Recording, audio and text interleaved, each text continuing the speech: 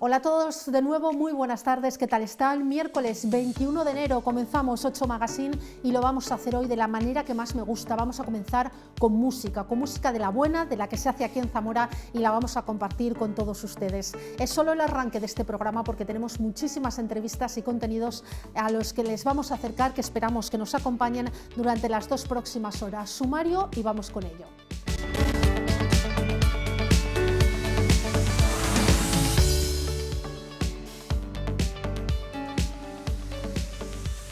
Como les decimos, este miércoles comenzaremos el programa con música, la del grupo zamorano Inspector Riff, grupo creado en el año 2021. La banda desarrolla temas propios con estilos como rhythm and blues, funk o soul rock. Lo veremos en nuestro espacio de cerca. Otra sección de este miércoles, el coche de papá. Tenemos de nuevo una moto. Les presentaremos la moto Gucci, un vehículo muy utilizado en los años 50, muy ligero, ideal para determinados oficios como los carteros. Hoy la recordamos.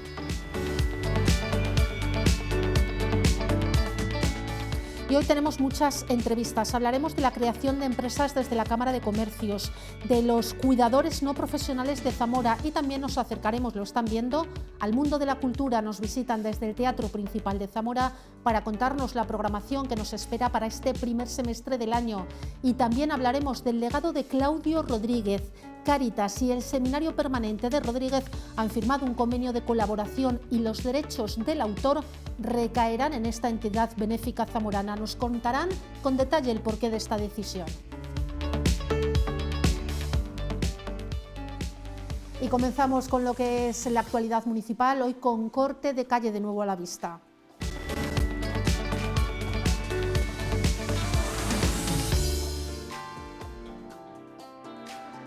Nos avisan desde el Ayuntamiento de Zamora de corte de tráfico en la capital. La policía local informa de que mañana jueves, desde las 8:30 de la mañana, va a estar cortado al tráfico la cuesta de la Puerta del Obispo con motivo de los trabajos de mantenimiento que se van a realizar en la calzada. Los vehículos serán desviados por la Plaza Antonio del Águila. Se reabrirá el tráfico con normalidad, se espera a partir del próximo lunes. Primera parada para publicidad y venimos con música. Estamos de vuelta enseguida.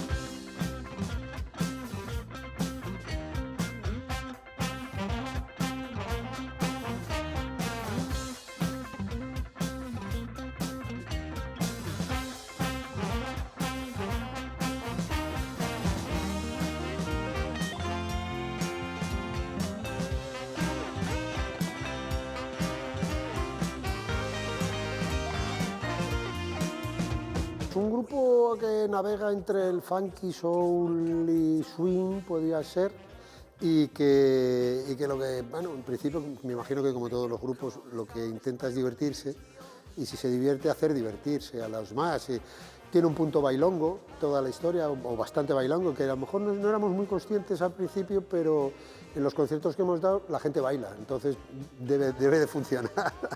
Inspector Riff es una banda de música de Zamora, de funk, rhythm and blues, soul y soul rock y swing.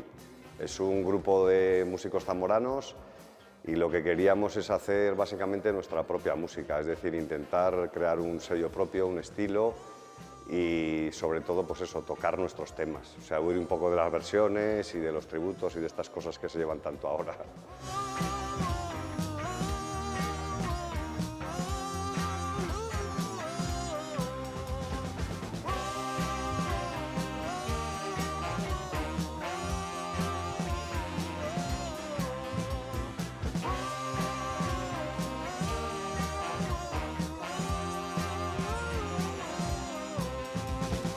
Mi caso a lo mejor es un poco extraño dentro del grupo porque, bueno, los demás sí han estado en otras formaciones de estos estilos de música, pero yo era un poco retomar mi juventud, de cuando tocaba el bajo, empecé a tocar el bajo en Voces de la Tierra, con Miguel Manzano, y luego me fui a la Mili, volví, seguí un poco tocando, pero después ya los derroteros de la vida me llevaron al folclore de cabeza.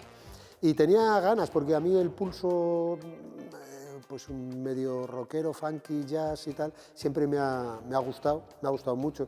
No he dejado de escuchar este tipo de música nunca. Y bueno, pues llegó un momento de la vida que me apetecía tocar el bajo y apareció Óscar y dice que quiero que vengas a tocar con nosotros. Y yo decía, pero si yo llevo sin tocar la tira. Bueno, pues me puse las pilas a tomar clases de nuevo de bajo y tal, y con Diego Rojo, y bueno, y ahí ando y estoy aprendiendo. Estamos en esta banda dos miembros de Ninchi Surf, también está, por ejemplo, Pablo Madrid, que bueno, pues es bastante conocido en el ámbito de la música en Zamora. Tenemos a Aníbal Silva, que es un músico portugués que está en otros proyectos y ya venía de hacer pues bastantes trabajos a nivel de producción musical. Está Héctor Herrero, que es pues un técnico muy conocido de Zamora, gran músico. Tenemos también a Carlos Pino, que venía de otros proyectos en los que yo coincido con él, como por ejemplo Leño Verde, y otros proyectos que no llegaron a cuajar de blues y de rock. Y tenemos también a Antonino de la Fuente, que también venía de otros proyectos, es decir, todos venimos de otros grupos anteriores de Zamora o aledaños de Zamora.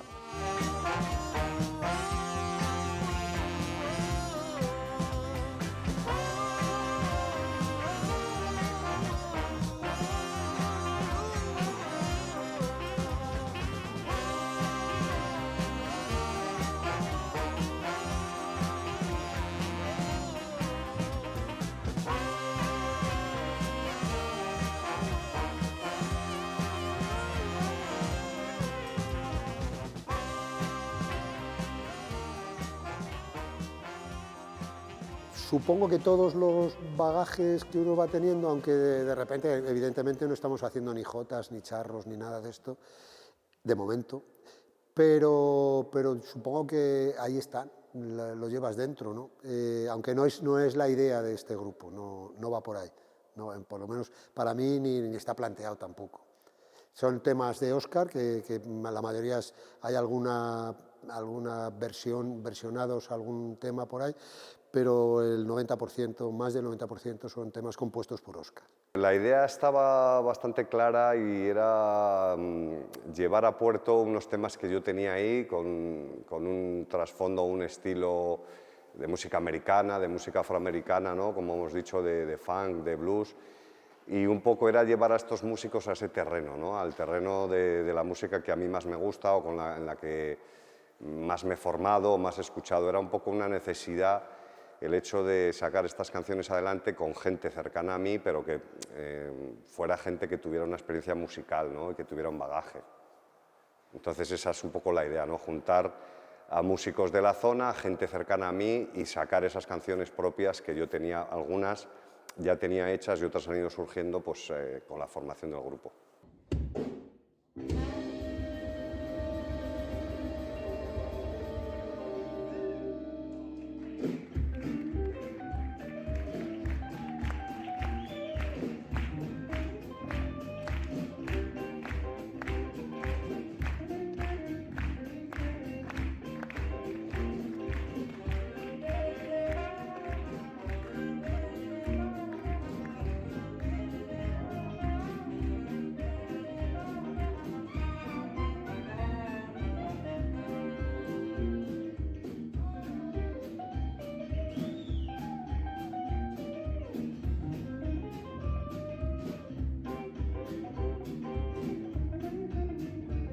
Pues muy buena, muy fructífera además, porque yo creo que se aporta bastante todos esos bagajes que cada uno ha ido teniendo, desde Héctor a Tonino, Aníbal. Los vientos aquí son muy importantes porque además le dan una pegada muy potente, y luego lo que son los propios temas, las melodías, las letras de las canciones que son todas en inglés, por lo tanto bastante alejadas del folclore zamorano. Y yo creo que la mezcla está bien, es interesante. Y lo bonito es el directo, básicamente el directo, como casi todo.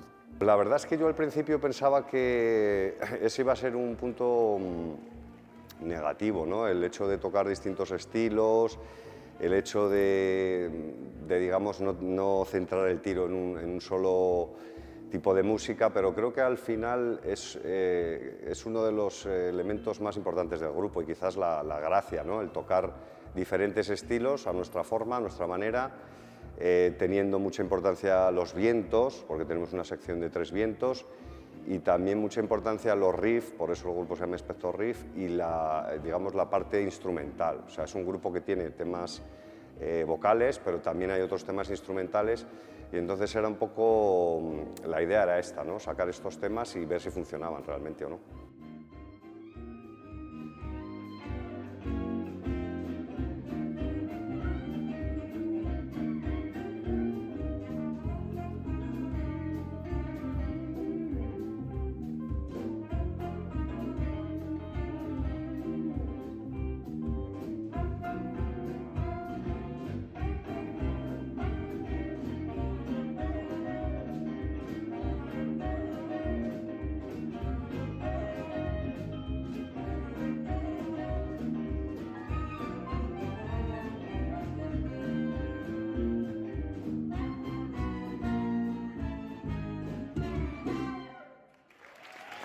Se busca que haya un cierto empaste en todo y en el caso mío del bajo, pues bueno, que sea un poco el soporte, tampoco que sea porque hay muchos instrumentos para el solear y para hacer otros tipos de desarrollo, pero bueno, el caso del bajo que fuera una construcción sólida y con un sonido que no fuera apagado, que tuviera su pequeño brillo, porque bueno, pues a veces hay ciertos estacatos a la hora de tocar y demás, y entonces bueno, pues se busca más que nada en el caso mío, dar un colchón, un soporte para que se desarrolle pues tanto la armonía como las distintas intervenciones del resto de instrumentos.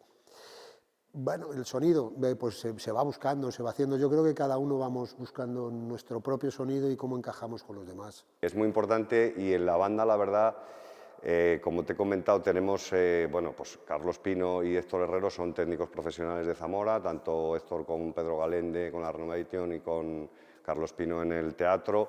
Y Aníbal también es gran amigo del tema del sonido. Es una cosa que intentamos cuidar muchísimo, aparte del sonido que tenemos cada uno, el hecho de que la banda suene lo mejor posible, ¿no? Y de jugar mucho con, bueno, pues con esas capas de ahora entra un viento, ahora hay un solo de guitarra, ahora está la voz.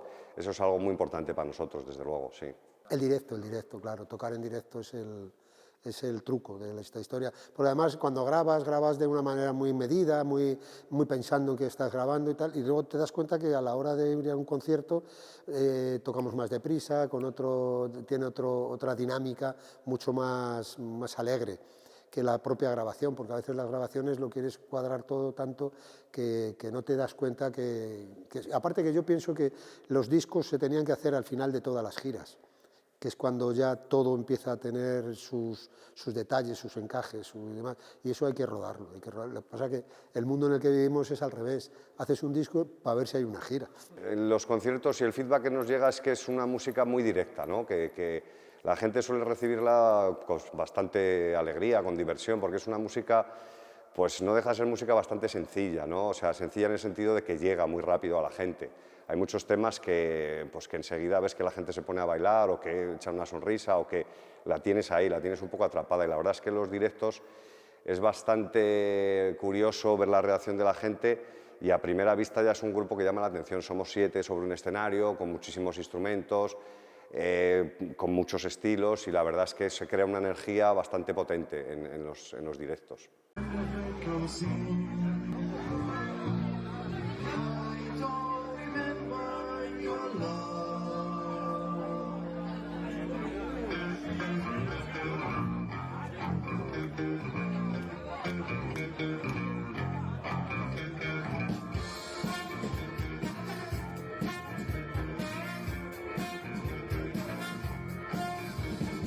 Le da mucha personalidad y aparte que cumple una función muy potente a la hora de los interludios, los puentes y demás de los distintos temas.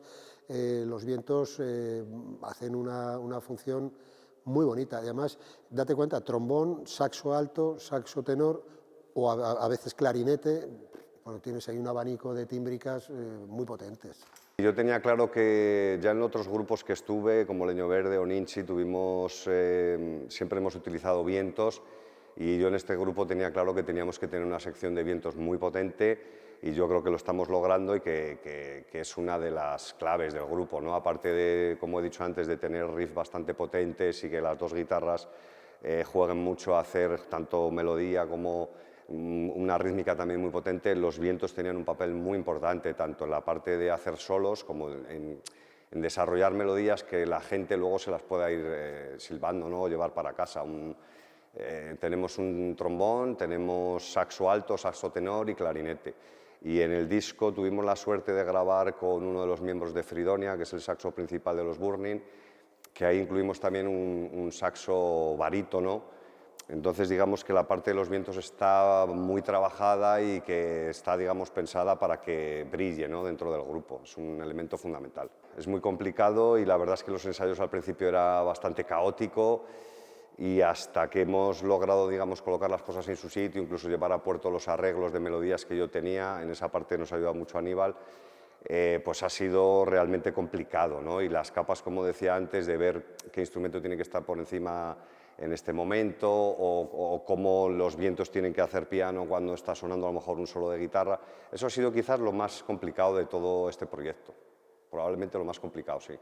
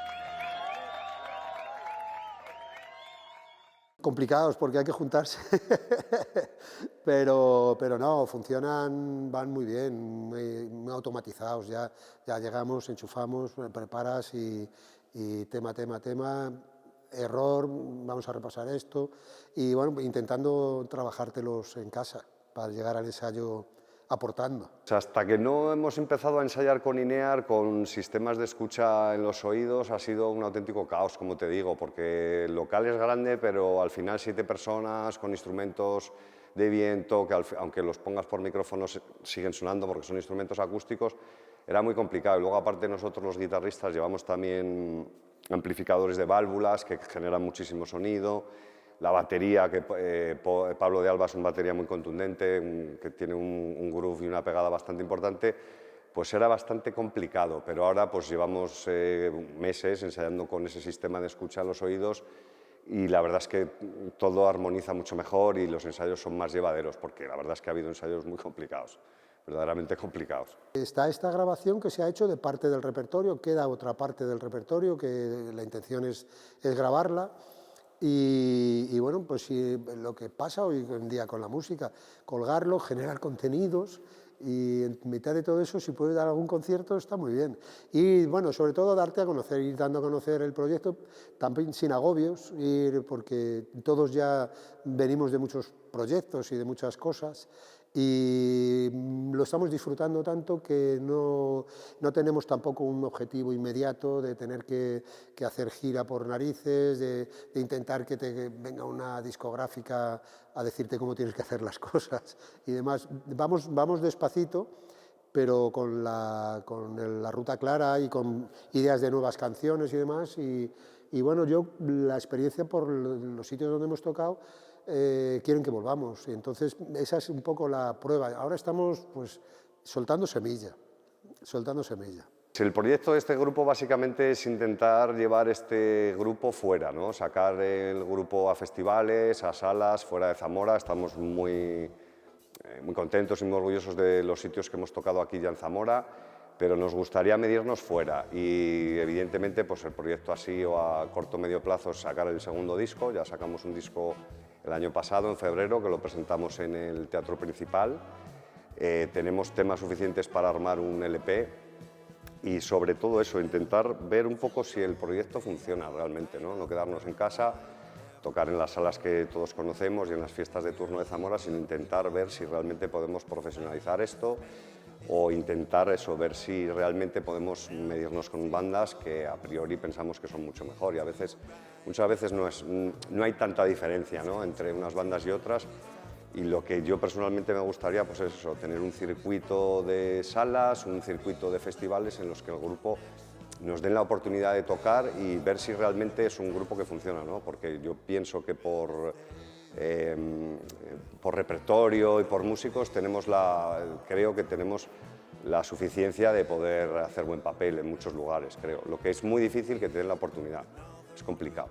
Hoy en día hay que tener un buen marketing, hay que tener buenas redes.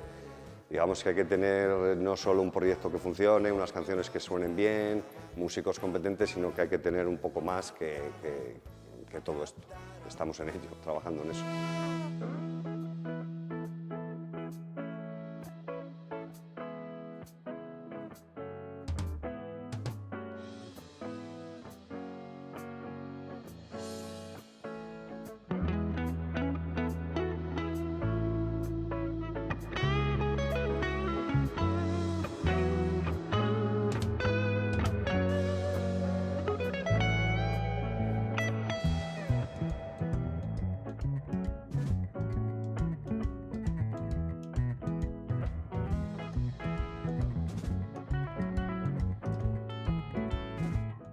Yo pienso que no es lejano, porque, vamos a ver, partiendo de la base de que el ser humano es un ser poliédrico, y con esto ya te he dado toda la explicación.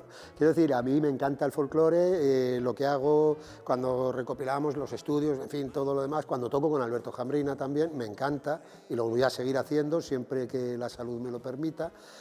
Pero también tengo otros tipos de gustos, y a mí la música negra, el jazz, el blues, la música funky, eso que te hace mover, es algo que me gusta, pero me gusta aquí con las parrandas tal, o con un vals de Viena. O sea, a mí me gusta la música y disfruto mucho. Entonces, para mí, tocar es el disfrute, ¿no? Básicamente es eso.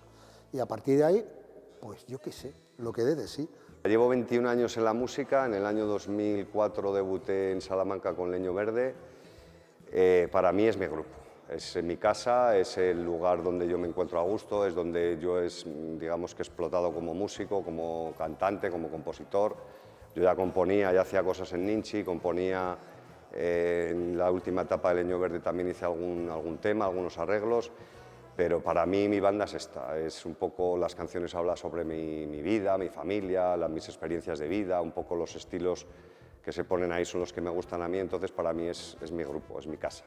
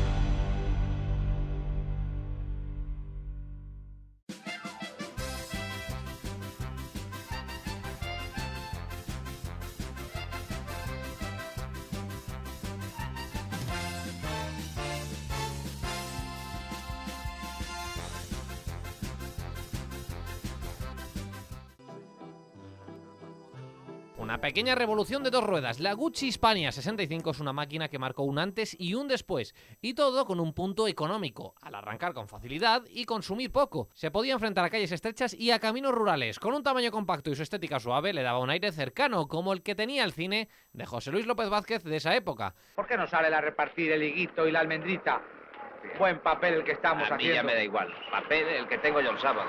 Hombre, no te pongas así que parece que te van a degollar. Se convirtió en el vehículo de muchos trabajadores, estudiantes y jóvenes que descubrían en ella una forma asequible de independencia. Una moto modesta que evolucionaba al paso de su contexto histórico.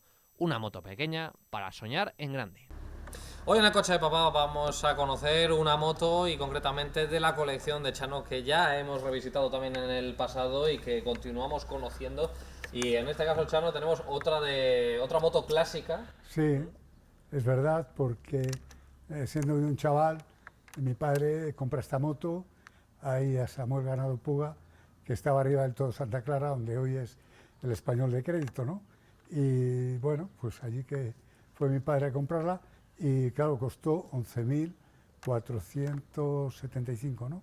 Algo así. Y tuvo que pedir un préstamo porque, claro, los sueldos de entonces eran muy pequeños, ¿no? Y tuvo que pedir eso, ¿no? El préstamo.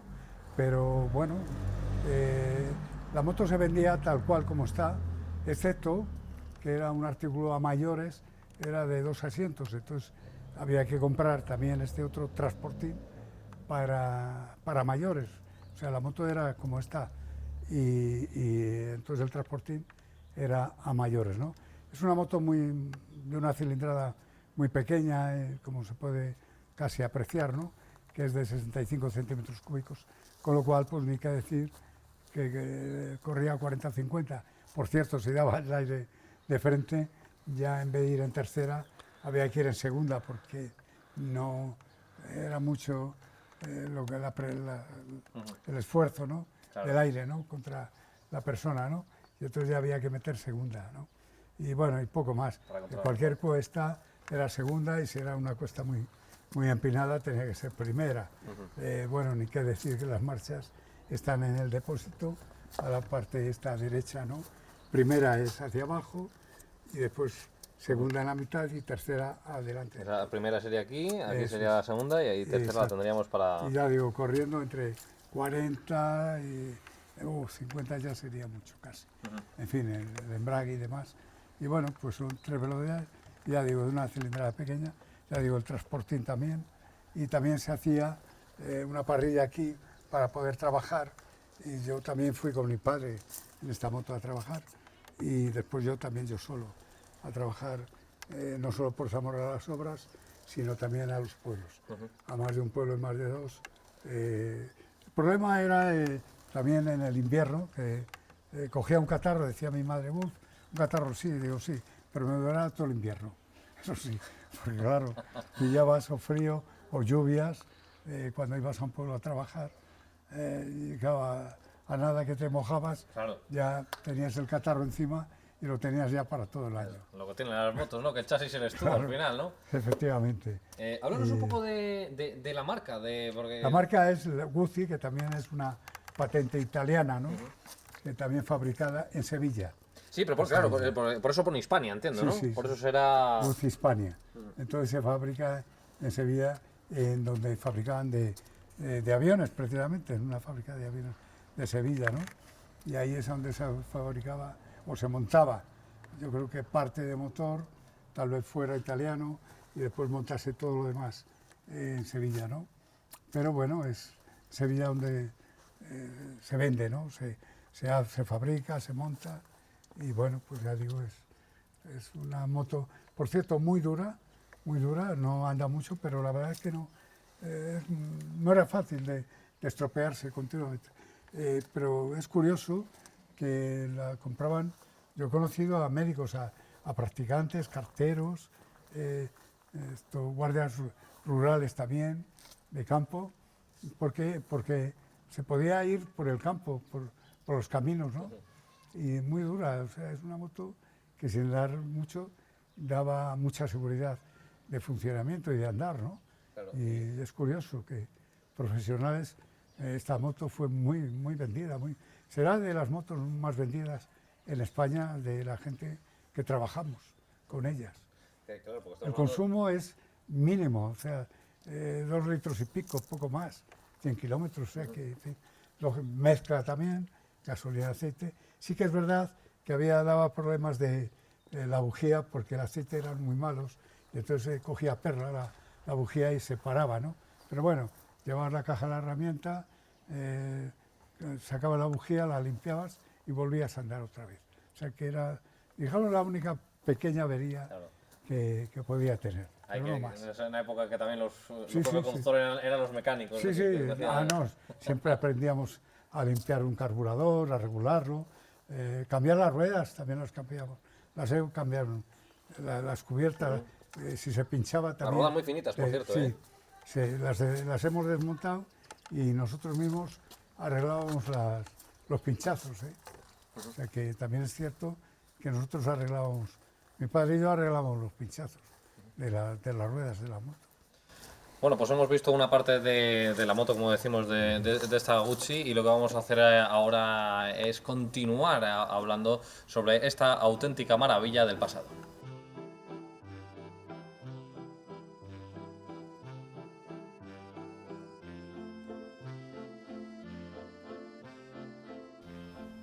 Afortunadamente, cuando venimos a hablar con Chano de motos, no solamente nos enseña esas maravillas del mundo del motor, sino también mucha documentación de la época, que también es su valor. Y en este caso tenemos varios ejemplos, ¿no? que nos querías enseñar. Chano, ¿qué tenemos por aquí?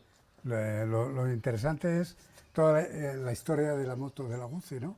Que se empieza con el contrato de compra de la moto, ¿no? Que son 11.470... 87, sí. Que para aquel entonces era, en el año 1959 era muchísimo dinero, ¿no? De hecho, tuvo que pedir un préstamo para poder comprarla, ¿no? Después está sujeta a requisamiento militar. En caso de guerra o de necesidades, pues te pueden requisar el vehículo y con lo cual se paga. También es curioso que se pague sobre lujo, ¿no? Yo no sé, una moto para... No es un vehículo, no sé cómo decirte, de lujo, sí. De lujo, ¿no? No lujoso, propiamente, sino es un vehículo de trabajo, de funcionamiento, ¿no? De desplazamiento, ¿no? Y que se haya que pagar un impuesto de lujo, pues bueno, pues cosas que llaman la atención, ¿no? Claro. Pero bueno, bien. Sí, bueno, llama la atención. Bueno, que al menos por cierto de la estadística del 59 estamos. Sí. Afortunadamente no hemos tenido ninguna No ha guerra habido. y Con lo cual no ha habido que requisarla. No ha habido que requisarla. Y por aquí, y por último aquí tenemos Sí, es que también es otra cartilla, que también es la cartilla municipal, en la que también hace también, sujeto también a requerimientos militares, o sea, por todos lados, tanto de una forma o de otra, ¿no? Ayuntamiento también, ¿no?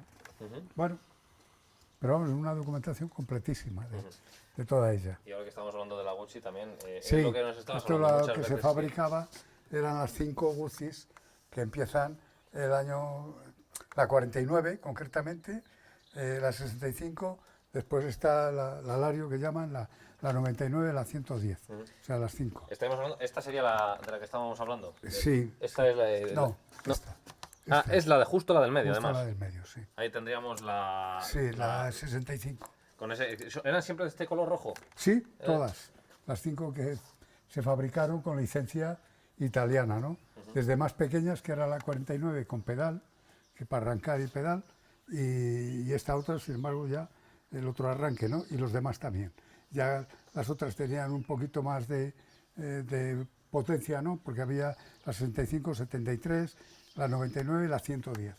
Esas son las 5 que fabrican aquí en Sevilla, con licencia italiana. Bueno, Chano, pues muchas gracias por empezar por enseñarnos tu colección aquí de moto, que no solamente ahora que ya llevamos concretamente, le hemos enseñado al público 3, pero no solamente se trata de ello, sino tenemos más de las que hablar, incluso también en el futuro continuaremos pues bueno, conociendo esta colección de esta maravilla, que completamos en este caso con esta Gucci de 65 centímetros cúbicos, esta auténtica maravilla, que lo último que te pregunto, Chano, ¿qué es para ti esta moto? ¿Qué significa para ti Pues, emocionalmente? ante todo, familiarmente, y también con mi padre, que era también igual del oficio, que él trabajó, a mí me enseñó, y con lo cual, pues para mí tiene un sentido muy familiar y muy entrañable y muy de nuestro trabajo, de nuestro oficio, ¿no?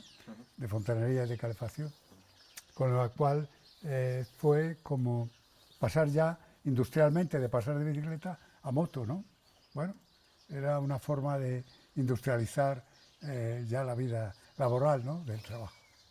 Pues esta es la moto Guzzi Hispania de 65 centímetros cúbicos, que forma parte, como decimos, de la colección de Chano, y no solamente aquí físicamente, sino también, como decimos, forma parte de la colección de motos, que es parte de su legado familiar.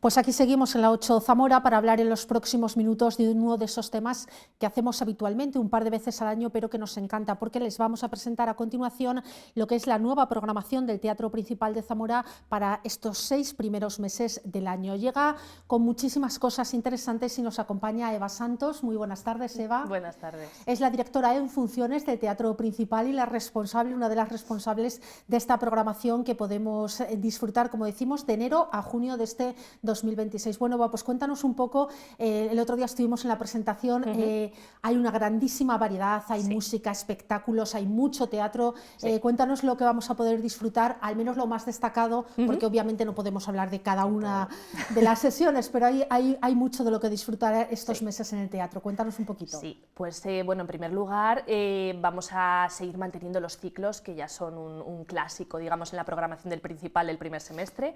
Vamos a tener en el mes de febrero el ciclo de flamenco, todos los jueves del mes de febrero. Vamos a continuar también durante el mes de mayo con nuestro ciclo de teatro barroco, la última semana de mayo. También vamos a tener el Festival de Títeres y Marionetas, la primera semana de mayo. El Festival de Música de Día, que ya es la tercera edición que lo tenemos, que es la Liturgia del Vermú, que será el 6 de junio. Y luego, pues a mayores de eso, también este año vamos a tener un ciclo de teatro sobre la mujer, que van a ser los jueves de marzo, por ejemplo, que esa es una cosita nueva que vamos a hacer este año junto con la Concejalía de Igualdad. Y conciertos divertidos, creo que empezáis también dentro de muy poquito. Exactamente, pues este sábado precisamente empezamos con ellos. Sí, también continuamos con la banda de música, con todo lo que habitualmente programa la banda de música en el teatro, que también es otro clásico. También trabajamos pues con compañías zamoranas, como Mejor con Arte, que tenemos ahora en enero el estreno de su nueva producción, también en junio con la compañía de Leonor Bisson, que también tiene una pequeña residencia artística ahí en el teatro, que culminará con el estreno de su nueva obra. O sea que tenemos mucho.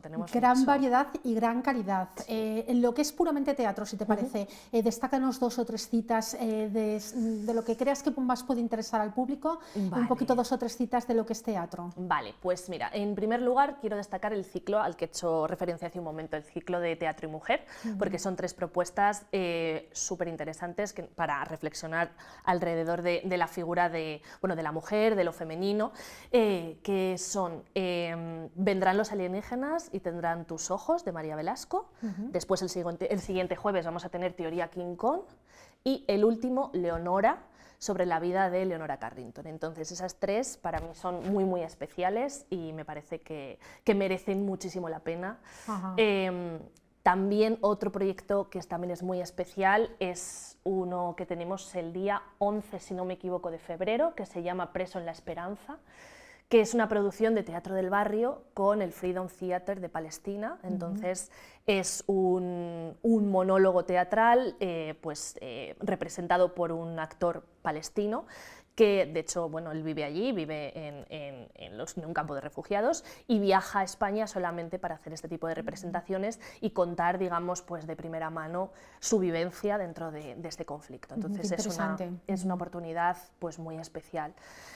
Y luego, bueno, pues también vamos a tener, por ejemplo, 3 noches en Ítaca, que se estrena ahora en la Abadía, de Alberto Conejero. Vamos a tener aquí el inicio de gira de Fronteras, con Carolina Yuste también. O sea, tenemos muchas cositas muy especiales. Eva, yo siempre me pregunto cómo trabaja una directora de teatro. Me imagino que tengas que salir, que tengas que ver mucho, que tengas que conocer lo que hay por ahí fuera y de ahí ir seleccionando ¿Cómo lo haces? ¿Cómo se hace un poco esa selección entre todo lo que veis? Que es verdad que hay mucha oferta, afortunadamente hay mucha oferta en el mundo cultural. ¿Cómo se hace una selección para traer a un teatro como el de Zamora? Para tener en cuenta, me imagino, también un poco el público y el teatro que tenemos aquí. Sí, sí, claro que sí. Pues a ver, luego eso, cada maestrillo tiene su librillo, ¿no? Pero bueno, es verdad que aquí en el teatro principal tenemos una línea de programación bastante clara que inició el anterior director, Chema Esbeck, con una idea de traer a Zamora propuestas un poquito diferentes, o sea, no solamente el teatro, digamos, más comercial, que al final es más accesible en cualquier otro teatro tanto de Castilla y León como de Madrid, como de cualquier otra ciudad, sino a lo mejor propuestas un poquito más alternativas, nuevas dramaturgias, o sea, cosas que sorprenden al espectador y que quizá le exigen un poquito más en algunas ocasiones, pero que, bueno, pues que nos permiten tener miradas diferentes, ¿no? Entonces, por un lado es tener muy clara la línea que tú quieres seguir. Evidentemente, como tú dices, hay que atender a todo el mundo, ¿no? Y no solamente hay que centrarlo en una línea, sino que bueno, hay que traer propuestas para gusto de un poco de todos los públicos. Pero luego ya a la hora de seleccionar, pues depende un poco del programador. Yo en mi caso, a mí me gusta ver, si no puedo todo, prácticamente todo lo que programo, porque bueno, hay muchas cosas que las tienes que programar con bastante tiempo, incluso antes del propio estreno, entonces bueno, pues te tienes que guiar un poco pues por quién es el director, quién es el dramaturgo, actores, te pasan los textos y un poco tú confías en la propuesta, pero a mí me gusta ver, porque al final, bueno, pues el teatro es para experimentarlo en directo y tanto verlo en vídeo o leerlo no tiene nada que ver. Entonces sí, yo, bueno, pues viajo muchísimo, todo lo que puedo, intento ver todo lo que puedo y una vez que ya tienes pues un poco un grupito de cosas entre las que elegir, pues entonces ahí ya vas haciendo pues un poco encaje con fechas disponibles que tenemos nosotros, fechas disponibles que tienen las compañías, condiciones, que también eso es todo un tema. Y bueno, pues poco a poco vas elaborando ese puzzle que es la programación. Sé que parte de la programación tiene que estar reservada a oferta local, es decir, y nos has dicho que había varias obras de producción local. Cuéntanos cuáles son esas y cómo ves el panorama. Bueno, primero vamos a hablar de las obras, luego te pregunto por el panorama local, que si no va a ser demasiado. ¿Cuáles son esas obras que vamos a ver que son de producción propia de esta provincia? Pues mira, ahora tenemos el día 28 de enero, tenemos el estreno de la nueva producción de Mejor con Arte, que se llama El Cid. El Cid tiene un subtítulo que no recuerdo, Casi la verdad, El Cid, Casi la verdad. Y luego tenemos bueno, la banda de música, no es una compañía como tal, pero bueno, tenemos la banda de música, tenemos también el ciclo de oralidad organizado por Charo Jaular, que también es otra artista zamorana. Tenemos también, como os decía, a final de junio una residencia artística de Leonor Bisón que termina con una propuesta que se llama De piedra y hueso, que es también su nuevo estreno. Tendremos también, acogemos también allí el ciclo Cultivando Miradas, que es un ciclo para escolares que organiza Baichimo Teatro. Que está muy bien siempre. Sí, funciona genial. Que es verdad que eso es organización de ellos, pero bueno, nosotros digamos que prestamos el lugar, pero eso es un proyecto de ellos. ¿Qué más tenemos local? Yo creo que tenemos algo más. Bueno, sí, este año, en el mes de junio, queríamos dar un espacio a las compañías de teatro amateur de Zamora, entonces vamos a organizar una pequeña muestra, un pequeño festival, para que todas ellas puedan estrenar algo allí, o vamos a estrenar o presentar algún tipo de propuesta, porque al final pues el tejido de teatro amateur es muy fuerte aquí en Zamora, hay muchísimas compañías que hacen cosas muy interesantes. Y que para ellos me imagino que sea especialmente interesante también poder subir al teatro principal, porque es verdad que trabajan mucho, bueno, pues a lo mejor en en celebraciones más pequeñas en otros municipios, pero que el teatro principal parece que es como tener un espaldarazo muy importante. Claro que sí, sí, sí. Y además eso a nosotros, o sea, como gente que trabajamos en el teatro, yo creo que este tipo de asociaciones y este tipo de grupos es algo a lo que hay que cuidar mucho. Cuidáis también mucho a los más pequeños, me estaba acordando por el ciclo de Baichimo, por todo lo del ciclo de músicas que va siempre mucha gente joven y mucho menor. Me imagino que sea uno de los objetivos, ¿no? Cuidar a las nuevas generaciones, porque de ahí es de donde tiene que surgir el futuro, ¿no? Un poco cómo planteáis esa parte del teatro. Pues mira, tenemos como, digamos, dos caminitos abiertos ahí. Por un lado, evidentemente, la programación puramente infantil. Sí que tenemos, por ejemplo, para el Día de la Poesía este año nos vamos a centrar en los pequeños y vamos a tener un espectáculo sobre la poesía de Gloria Fuertes, por ejemplo. También el Festival de Títeres y Marionetas, que está enfocado principalmente en niños. Pero sí que es verdad que, claro, al final, lo que es con el teatro infantil, esos niños van todavía con sus padres, ¿no? Entonces, al final no estamos yendo tan directamente a por los niños, sino casi más a por los padres. Entonces, luego tenemos esta otra línea que es más hacia un público más joven, o sea, más adolescente y primera juventud, digamos, que ya tienen como una autonomía más para ellos poder tomar decisiones en qué gastan su tiempo libre. Y por ese lado, pues trabajamos también mucho con propuestas escolares, pero de muy buena calidad, como por ejemplo tenemos Laguna sin Niebla, programado, que es de la Joven Compañía, que a día de hoy pues, es probablemente la compañía española que mejor trabaja en teatro para jóvenes específicamente, y haremos pase para escolares por la mañana, pero luego también tenemos abierto por la tarde un pase para público general. Y también en esa línea, el semestre pasado sacamos una iniciativa que es el Palco 6, que es, pues como su nombre indica, es el Palco 6, de platea, que lo hemos dejado a un precio de 6 euros para menores de 26 años. Entonces, lo que queríamos con esto era, primero, pues eliminar la primera barrera que puede tener este tipo de público a la hora de acceder al teatro, y segundo también, pues como tener un lugar cerradito en el que gente joven que le interese pueda coincidir. Exactamente, pueda coincidir y bueno, pues se pueda formar como un pequeño grupo alrededor del teatro. Ha funcionado muy bien y lo vamos a mantener. ¿Cuál es el público? Bueno, dependerá muchísimo de las funciones, pero ¿cuál es el público medio que va al teatro principal? Es mayor. Es un público bastante mayor, bueno, como pasa pues en general en el teatro. Es un público, pues yo diría que de 50 hacia arriba. Es verdad que en los últimos años hemos conseguido, y yo creo que esto es una cosa de la que nos tenemos que sentir muy orgullosos, que sí que es verdad que cada vez vamos viendo más grupos de gente a lo mejor de 30, de 35, 40, o sea, vamos bajando. Es verdad que la mayoría sigue siendo pues, un público bastante más mayor, pero va entrando público nuevo, entonces es una cosa de la que nos sentimos muy orgullosos. Eva, estáis haciendo últimamente, lo cual nos encanta, una serie de spots, de formas de llamarnos la atención a los zamoranos antes de acceder al teatro, lo cual es buenísimo, porque además yo creo que por ahí también entra mucho el público joven. Vamos a verlo, si te parece, Eva, con todos los zamoranos, ese spot de este año, y luego hablamos un poco también de esas campañas publicitarias que están acompañando al Teatro Principal de Zamora. Vamos a verlo. Claro que sí.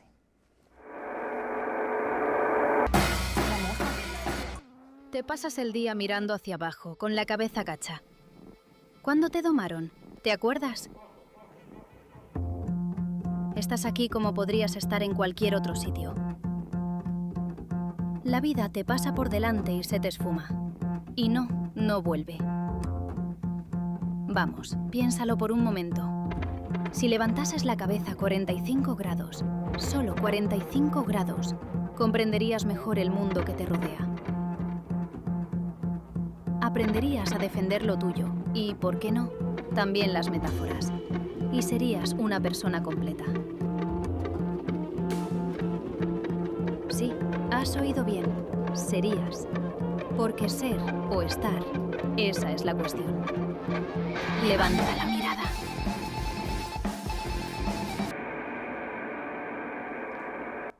Bueno, pues ahí estaba, Eva, contarnos un poco cómo lo habéis hecho y cuál es el objetivo, en este caso, de Levanta la Mirada, que es el spot de este año.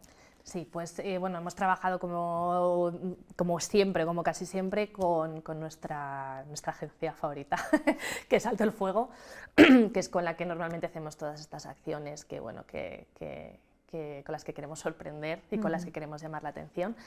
Y bueno, pues todo parte de una idea precisamente de la similitud entre una postura en la que estamos habitualmente todos en nuestro día a día, ¿no? Que es demasiado, ¿verdad? Eso es, que es con el móvil en la mano, incluso vamos por la calle, ¿no? Y vamos mirando hacia abajo y nos estamos perdiendo realmente todo lo que pasa a nuestro alrededor, ¿no? Como que lo estamos mediando todo a través del móvil, pero lo que es el ser, ¿no? El estar enfrente de alguien, el observar lo que ocurre, nos lo vamos perdiendo y simplemente levantando un poco la mirada, pues volvemos a ser, ¿no? Y no solamente a estar por el mundo y por la vida.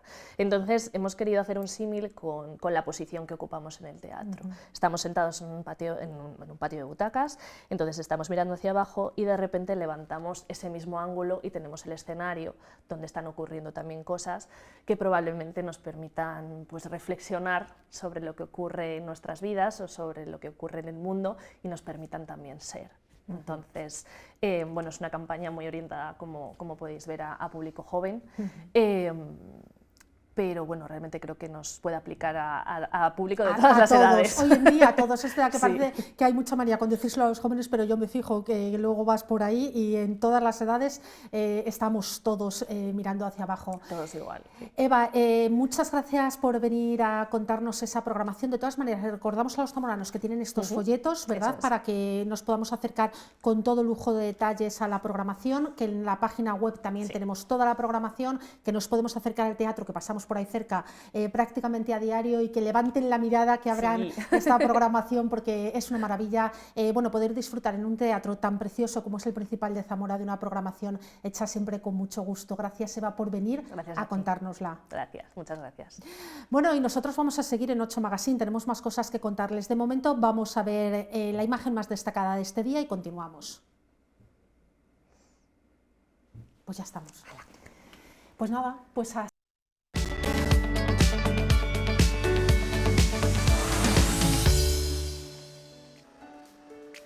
Bueno, pues la imagen del día es la curiosidad que hemos recogido, nos hacíamos eco de ello a través de las redes sociales y es la que vemos, es que se ha puesto, bueno, pues en redes sociales esta imagen de las numerosas señales que hay indicando la rotonda que hay nueva, esta rotonda de nueva construcción ahí en San Lázaro, junto a la iglesia de San Lázaro.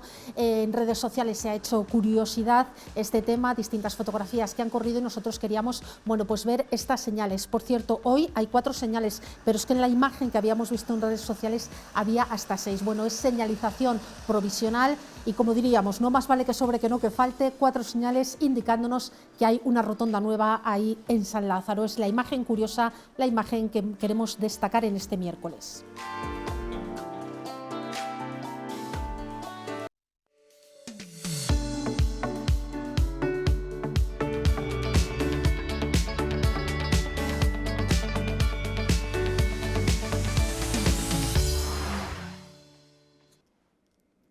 Pues continuamos y lo vamos a hacer en los próximos minutos hablando de un tema muy interesante que nos ha llamado la atención y que además nos toca muy de cerca a todos los zamoranos. Lo escuchábamos la semana pasada en nuestros servicios informativos y la verdad es que nos llamaba la atención. Cáritas Zamora y el Seminario Permanente de Claudio Rodríguez han firmado un convenio de colaboración por el que los derechos de autor de Claudio Rodríguez van a recaer en esta entidad benéfica. Para hablar de ello con detalle nos acompañan esta tarde Miquel Casaseca, que es el presidente del Seminario Permanente Claudio Rodríguez. Muy buenas tardes. Buenas tardes. Y Ignacio Enríquez, que es el director de Cáritas Zamora. Buenas tardes. Gracias a los dos por acompañarnos y por ayudarnos a entender un poco más ese titular que hemos leído, ¿verdad?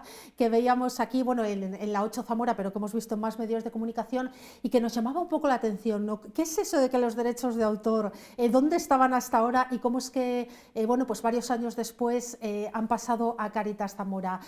Cuéntanos un poquito qué es lo que ha pasado, Miguel. Muchas gracias por la invitación, en primer lugar. Pues ponemos fin a un proceso muy largo. Los derechos, cuando fallece Claudio Rodríguez en el año 99, lógicamente pasan a Clara Miranda, a su mujer, que se hace cargo de ellos hasta su fallecimiento en el año 2022. Los últimos tiempos, los últimos 2, 3, 4 años, porque Clara era miembro de honor del seminario, el seminario colaboraba con ella en la gestión editorial, nos pedía consejo, nos pedía ayuda, nos pedía el estudio de algún poema que tenía variantes para fijarlo y que pudiera ser editado por alguna editorial, etc. Y siempre manifestó esos últimos años el deseo de que fuera el seminario el que gestionara o fuera el receptor de los derechos de Claudio Rodríguez. De hecho, tenía cita 8 o 10 días después de fallecer, tenía ya cita en la testamentaría para hacer esa gestión. Cuando fallece Clara, lógicamente los herederos tienen que solicitar el registro de últimas voluntades, documentación, hacer la declaración notarial de herederos, etc. Y aparece un documento, una especie de última voluntad, de testamento, firmado por Claudio y Clara en los últimos meses de la vida de Claudio, hacia probablemente en el verano del 98. Claudio fallece en 99 en Zarauz, porque veraneaban allí en la casa familiar que tenía Clara. Y en ese documento, con un albacea, que es un abogado vasco, un abogado de San Sebastián, pues se deja constancia que en caso de fallecimiento también de Clara, los derechos tienen que ir a una entidad benéfica. Ajá. Eso cambia un poco el panorama, la situación, las expectativas, tanto que tenía la familia, que era que nosotros asumiéramos los derechos, como el seminario, y empezamos a pensar en alguna fórmula. Lógicamente, primero en una entidad benéfica local, porque nos parecía lo más razonable, siempre en consonancia con la familia y en comunicación sobre todo con Ignacio Miranda, el hermano de Clara, y en una fórmula que permitiera que la explotación económica fuera la entidad benéfica, porque cumplíamos el deseo del poeta al pie de la letra, pero también que la gestión editorial, que siempre es compleja, pudiéramos resolverla nosotros. Es decir, que fuera el seminario el que por lo menos pudiera autorizar las ediciones, en el sentido de que se respete los criterios editoriales que, sobre todo en la edición de poesía, se tienen que respetar escrupulosamente, y el sentido original de la obra, y que no se utilice de manera espuria. Entonces, le propusimos esa fórmula al albacea. Estoy hablando del año 2023. Ha ido muy despacito. 2023. Y hablamos con el anterior director de Cáritas, con Antonio Jesús Martín de Lera. Acordamos seguir adelante. Efectivamente, Cáritas estaba encantado con esta propuesta. Hicimos un primer borrador de ese convenio. Y Cáritas asumió con muy buena voluntad la gestión notarial aquí en Zamora. En ese momento tomaron ellos un poco la iniciativa para tratar de desatascar todo ese asunto que estaba atascado. Entonces, por fin, después de 3 años desde esa reunión, porque mucho papeleo, mucha burocracia, el albacea también era difícil contactar con él, bueno, en fin, siempre hay algunos problemas de estas comunicación. cosas de testamentos lo sabemos todos, al final va todo muy lento. Y muy lento, y finalmente, pues antes de Navidad, ya con el impulso de Ignacio, con el que nos volvimos a reunir de nuevo, pues se pudo resolver. La cesión completa de los derechos es de Cáritas, porque es así, no se pueden dividir los derechos, no se pueden dividir entre entidades. Y Cáritas y el seminario pues han firmado este convenio de colaboración, por el cual nosotros recibiremos las propuestas, las aprobaremos, impondremos los criterios a los editores, diremos qué se puede publicar y qué no merece la pena publicar, porque no está a la altura, efectivamente, no está a la altura de la obra, y la explotación económica, los derechos de esas publicaciones, los derechos económicos, los importes económicos, pues irán a la cuenta que nos indique Cáritas para la ayuda social. Y Cáritas, encantado de recibir esos fondos, que luego hablaremos de ellos. Nos decían, bueno, no son tampoco exagerados, no es una gran cantidad, pero simbólicamente yo creo que tienen un valor interesantísimo. Pues totalmente, lo hemos recibido con mucha gratitud, con mucho gozo, fundamentalmente, y desde ese compromiso que bien apunta Miguel, que desde el primer momento, una vez que cogimos las riendas de este nuevo nombramiento en la dirección de Cáritas, nos comprometimos precisamente a poner todas las facilidades y toda la agilidad administrativa para poder darle salida pues, a este testamento. Evidentemente pues, lo hemos recibido con mucha alegría, pero más allá, ¿no?, de lo que puedan ser los fondos o la recaudación, los lazos que se han estrechado precisamente entre la cultura y una acción social, en este caso de la Iglesia, como es Cáritas Diocesana de Zamora, y donde el fin, porque al fin y al cabo no es un fin en sí mismo, sino que desde esa fe que en Cáritas Diocesana pues tenemos, y esa evangelización no es un fin en sí mismo, sino que al fin y al cabo, bueno, pues ese es Dios ahí con esa ayuda que se mantiene al prójimo en este legado solidario, y en el cual pues Claudio Rodríguez quería darle pues esa continuidad precisamente, ¿no?, en ese pensar, en este caso, en los más necesitados. ¿Sabéis ya concretamente a qué programa o a qué acción pueden ir esos fondos? Pues con el fin de materializarlo y ponerle un rostro y una cara, precisamente yo creo que van a ser esas personas más necesitadas, esas personas que se atienden en una primera línea, esas familias de parroquias que atienden de una forma increíble pues las compañeras de acogida, de animación comunitaria, y yo creo que esas primeras necesidades de alimentación, de alquiler, bueno, pues pueden precisamente ir destinadas, pero bueno, es algo que también tenemos que valorar de una forma interna. Qué bueno, ¿no?, que al final bueno, pues haya hecho este acuerdo, como decís, entre el mundo de la cultura y el mundo más solidario.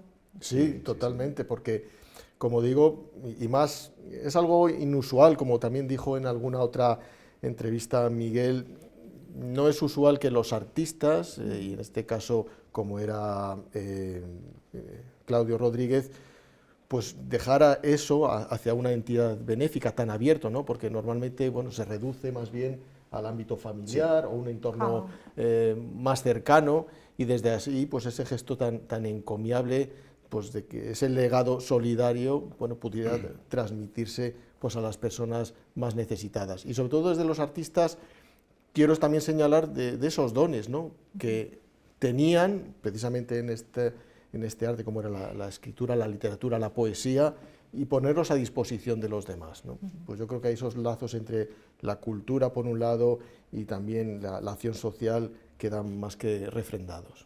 Miguel, comentábamos antes, no es una gran cantidad de dinero porque estamos hablando de poesía, bueno, está limitado, ¿no?, pero es una pena, ¿no?, que el tema de la poesía no nos dé unos grandísimos ingresos, pero bueno, es lo que hay, ¿no? No, claro, tenemos que pensar que Claudio y Clara tenían que trabajar, siendo ya Claudio un poeta muy importante, tenía que dar sus cursos de doctorado en la Universidad Complutense, y Clara era bibliotecaria del Instituto Americano de Madrid.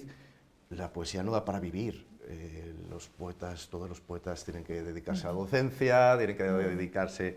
en general los artistas, estoy pensando en varios perfiles. En general los artistas. Oye, es verdad que hay otros géneros, la novela, pues hay escritores que pueden dedicarse profesionalmente a ello. Muy pocos, muy pocos. Si sabemos toda la novela que hay, muy pocos, pero bueno, el que tiene esa fortuna por saber escribir muy bien o tiene fortuna por conseguirlo lo puede hacer, pero es la que son los menos. Entonces, bueno, pues es simplemente una ayuda, es muy irregular, además hay que tener en cuenta que los ingresos por derechos de autor, en cualquier género, pero bueno, en el caso de la poesía, pues hay años desiertos, pues porque hay años que no hay ninguna propuesta editorial, y hay otros años pues que a lo mejor se editan unas obras completas, o también están muy condicionados por efemérides. Pues a lo mejor en el centenario, ya sabemos cómo son estas cosas, ¿no?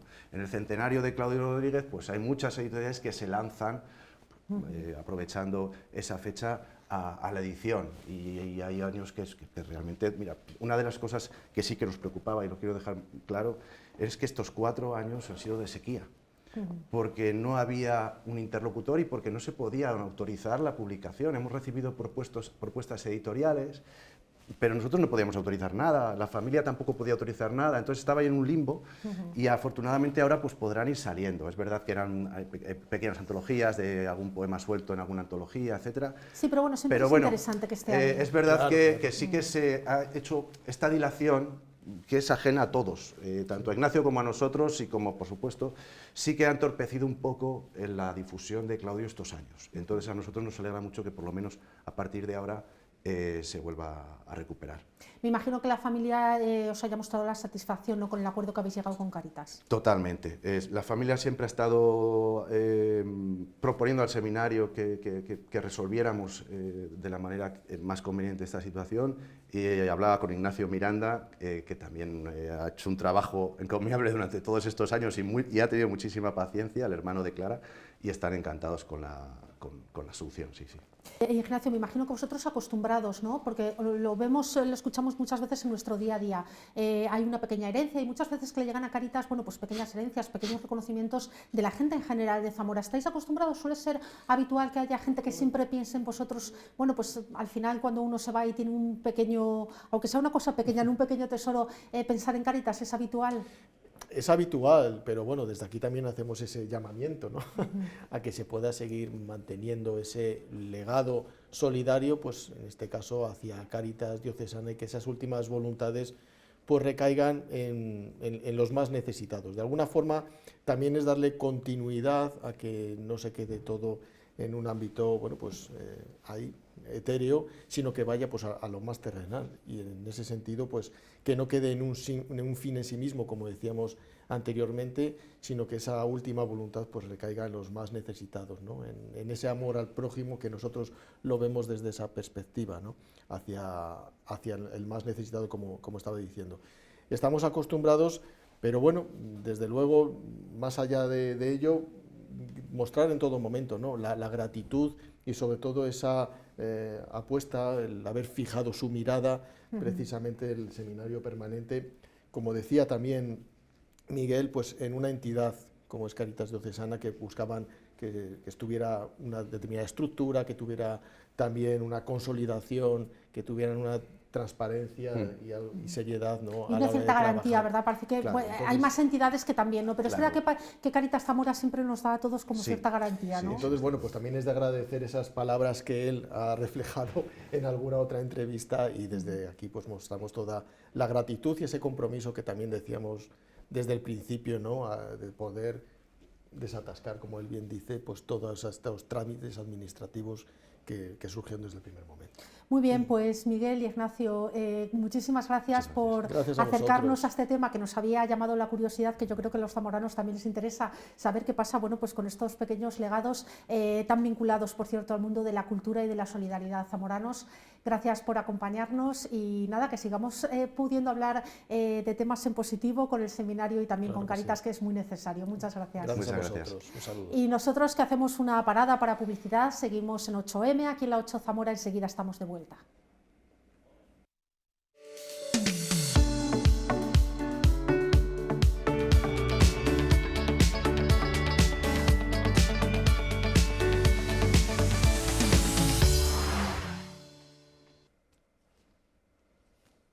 Ya estamos de vuelta, aquí seguimos en esta tarde de miércoles en la 8 Zamora, acompañándoles con temas que nos tocan muy de cerca, y en los próximos minutos vamos a hablar, bueno, pues de unos datos estadísticos que conocíamos recientemente, nos los presentaba la Cámara de Comercio, sobre la creación de empresas durante el pasado año 2025 en la provincia y en la ciudad de Zamora, y queríamos desgranar esos datos con detalle. Para eso nos acompaña Javier Díaz, secretario de la Cámara de Comercio. Muy buenas tardes. Buenas tardes, Cristina.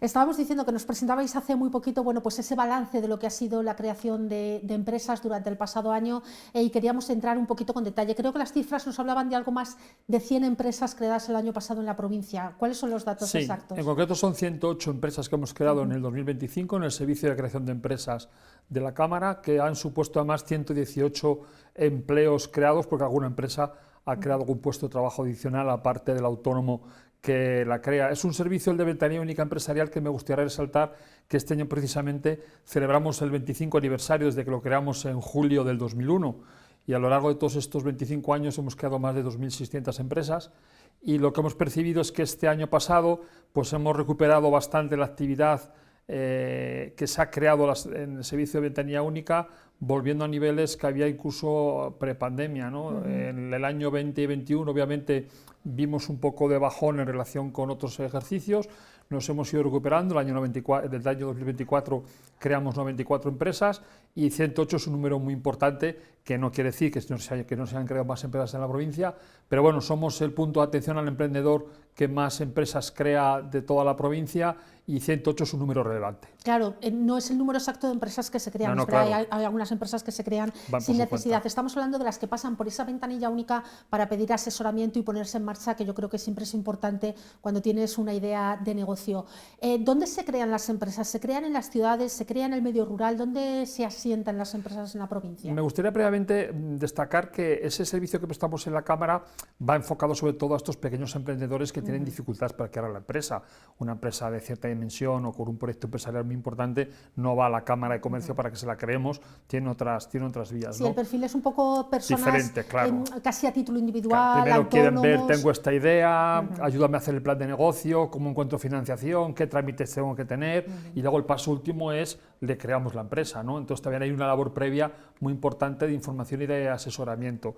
La ubicación, aunque algunos años ha prevalecido las empresas que hemos creado de fuera de la capital, pero que tenemos que tener en cuenta también que el alfoz de la capital son muchos municipios, que si vamos a 10 o 12 kilómetros a la redonda, pues todos conocemos los municipios que hay, que también se crean empresas y al final, bueno, es como si fuera la capital, incluso puede haber gente que viva en la capital y trabaje luego en esas demarcaciones, ¿no? Pero este año ha vuelto otra vez a hacer, con casi un 60% de las empresas que hemos creado, se han creado en Zamora capital.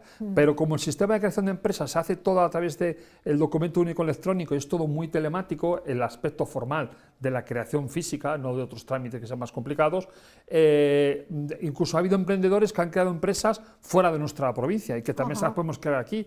Incluso ha habido gente que ha creado en Andalucía, en la Comunidad de Madrid, etcétera, porque desde aquí les puedes dar de alta, puedes hacer todo, porque voy a abrir una tienda, vamos a poner el ejemplo, en Madrid.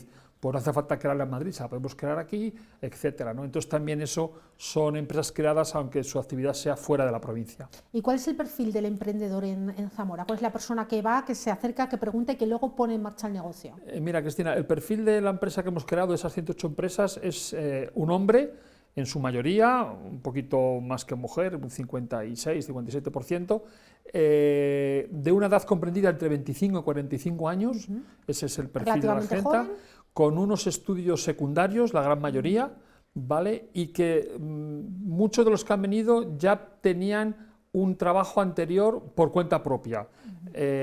También mucha gente parada que capitaliza el paro.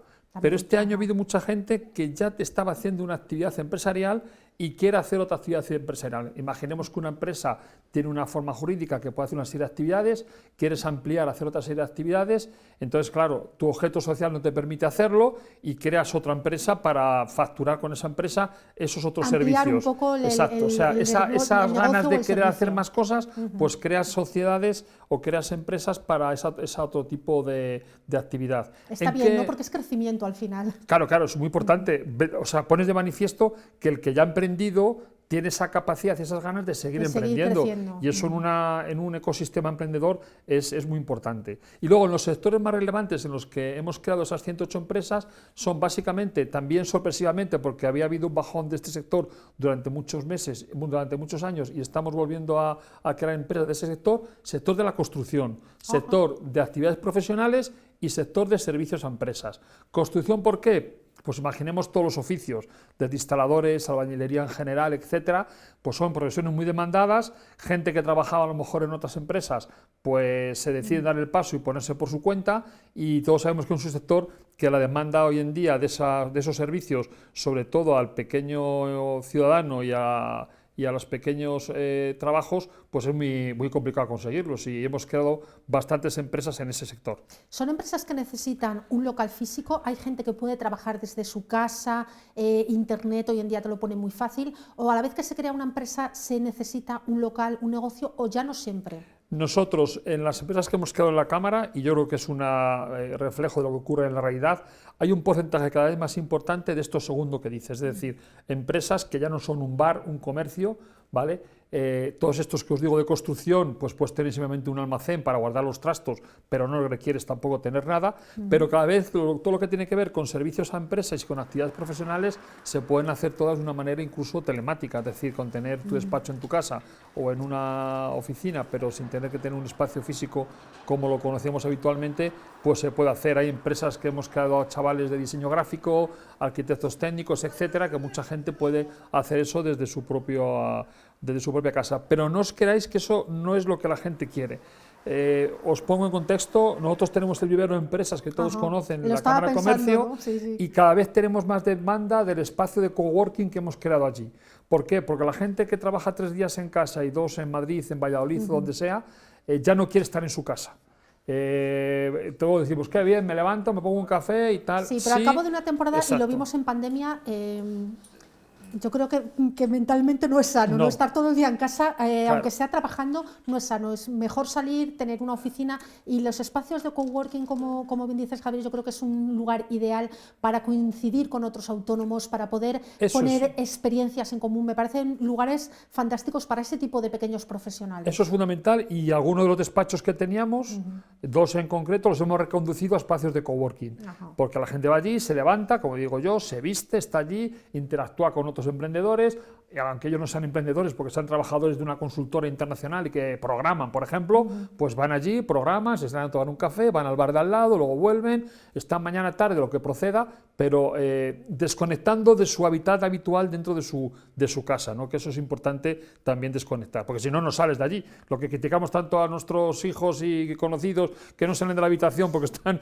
pues tampoco es bueno salir de la habitación por estar trabajando. No es bueno por jugar a los videojuegos, pero tampoco por estar trabajando. Para estar trabajando. Y es verdad que cuando hay mucha gente que dice, no, teletrabaja, qué suerte. Yo siempre digo, bueno, qué suerte cuando tienes un espacio diferenciado en el que puedes coincidir con otras personas, pero estar en casa todo el día trabajando a mí particularmente... Y si son pocas horas, si a lo mejor solo trabajas por la mañana, vale, pero cuando tengas que trabajar mañana y tarde... una tarde, bueno, vale, pues una tarde sí, pero como estés todo el día en casa trabajando, es verdad que al final también somos muy sociales en este país, al final hasta para trabajar somos sociales. Totalmente de acuerdo, Cristina, sí. ¿Qué tal el mundo rural? Ya hablamos quitando, bueno, pues eso, Zamora, el Alfoz de los grandes municipios, quitamos Benavente Toro. ¿Qué tal el medio rural de la provincia? ¿Sigue siendo muy complicado llegar ahí con negocios? Yo distinguiría entre los municipios de cierta dimensión, que sigue habiendo una actividad empresarial, pensemos en Toro, Benavente, las capitales de comarca que todos tenemos en mente, que ahí sigue habiendo actividad, tanto la física, es decir, que siguen abriéndose comercios o cosas físicas con local comercial, como decíamos antes, pero la verdad es que este sector, por ejemplo, que os he dicho de construcción, de este tipo de actividad, pues muchas se han creado fuera de la capital. ¿Por qué? Hemos entendido que muchas veces la gente ves que demanda ese tipo de servicios para hacer cosas en explotaciones agrícolas, para hacer cosas en distintos tipos de actividades que se dan en el campo y se dan en el ámbito rural, y que no es fácil que una empresa de la capital o de municipios grandes cercanos a lo mejor te vayan a hacer esos servicios, ¿no? Y entonces sí se están creando ese tipo de empresas en algunos lugares para dar servicio precisamente a ese ámbito de actuación que es más la comarca, más la proximidad de los pueblos próximos de esa zona. Por donde veis vosotros que se crean las empresas, ¿cuáles son las comarcas, ya hablando de medio rural, las comarcas que tienen más movimiento dentro de la provincia de Zamora? La zona de Toro, también Guareña, y la zona de Benavente y Valles, por supuesto, es donde más se crean. En la zona de Sayago y Aliste un poco menos, dependiendo también el tipo de actividad, pero sobre todo esas zonas. Norte y este de la provincia. Sí, al final tener una ciudad y una comarca un poco potente siempre tira, ¿no? Bueno, al final tener Zamora, Benavente, Toro parece que la proximidad también a otras grandes ciudades, estar cerca de Valladolid, estar cerca de otras ciudades también es importante. Y también, aunque he dicho que menos en la zona de Sayago y Aliste, pero ahí también se ve cierto dinamismo por otro concepto distinto, por la raya. O sea, también se nota mucha actividad en esas zonas para dar servicio tanto portugueses en nuestro territorio como nosotros ir al otro lado de la frontera, que ahora no existe como tal, y también eso crea cierto dinamismo en esos territorios. Me ha llamado la atención que dentro de los sectores que están moviéndose sea la construcción, y es verdad que la construcción parece que va como por rachas, no tiene años de muchísimos trabajos, todos recordamos hace 15, 20 años con un grandísimo tirón de la construcción, parece que luego hubo un parón y ahora se está animando otra vez. No estoy pensando tanto en la construcción de viviendas, que a lo mejor está parado, pero sí hay mucha obra de construcción, no sé si es obra pública o es obra privada, pero sí hay construcción alternativa que está moviendo el sector. Claro, es lo que te decía antes, nosotros siempre cuando hablamos de construcción pensamos siempre en las empresas que construyen viviendas, en las empresas que construyen naves y tal, o las empresas que construyen o que hacen obra pública, que eso son importantísimas porque aunque sean menos, el empleo que aportan y la facturación que aportan, y por lo tanto el PIB que aportan a Zamora es importante. Yo, por el tipo de empresas que creamos en la Cámara, lo que os comentaba precisamente era eso, que vemos muchos oficios, gente que se da de alta en temas relacionados con albañilería en general, instalaciones eléctricas, fontanería, carpintería, etcétera, que eso son pequeñas empresas, que al final van a acudir no a hacer toda la carpintería de un edificio, porque a lo mejor incluso desde el punto de vista económico no les compensa por el riesgo que pueden asumir, sino que tienen muchísimo trabajo de hacer cosas en distintos municipios, tanto tú que quieres hacerte una casa en un pueblo, reformarla, arreglarla, retejar, etcétera, etcétera, como todo lo que está vinculado también con las ayudas que hay para ese tipo de viviendas, que al final si tú consigues una ayuda para hacer una serie de cosas, necesitas gente que te lo haga, y al final si no consigues gente que te lo haga, es un segundo problema que tiene. Lo mismo con la rehabilitación de viviendas y de edificios de comunidades de propietarios, que también están haciendo reformas, saneamientos de fachadas, retejar, etcétera, etcétera, y que eso también requiere empresas, que muchas veces las empresas grandes es un sector que no les, un tipo de cliente que a lo mejor no les interesan porque no tienen tiempo, básicamente por eso, y te dan listas de espera de meses para poder acometer tu obra. Dentro de la estadística que nos habéis mandado también me ha llamado la atención que lo que más genera, los que más abren la empresa son los hombres, pero las consultas las que más las realizan son las mujeres, aunque luego a lo mejor no llegan a materializarlo tanto.